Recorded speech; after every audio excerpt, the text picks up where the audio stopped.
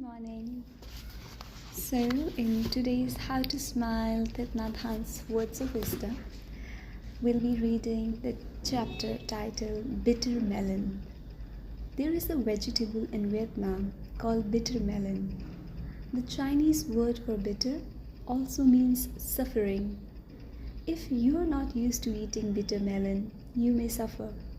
But, according to traditional medicine, bitterness is good for your health.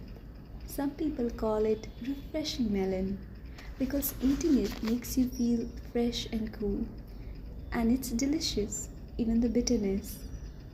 Suffering is bitter, and our natural tendency is to run away from it. Our stored consciousness, our unconscious mind, can set up a program of behaviors to help us run away from suffering and approaching only what's pleasant. This prevents us from knowing the goodness of suffering, the healing it can bring. But our conscious mind knows that suffering has things to teach us and that we shouldn't be afraid of it. We are ready to suffer a little bit in order to learn, grow, and heal.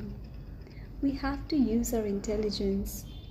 We use our concentration to get insight, to transform the suffering, and become an enlightened one, a free person. We discover a lot of grounds in this chapter, but it truly is a thing that we must bring, our attention to. The idea of not to run away from suffering, to pause there and to understand what it is that it is trying to teach me. If there is a shadow work to be done, if there is a deep thought work to be done, if there is a lot of introspection to be done. And those things would not have happened if we were not put to the spot where feelings like pain and suffering, they make their presence felt.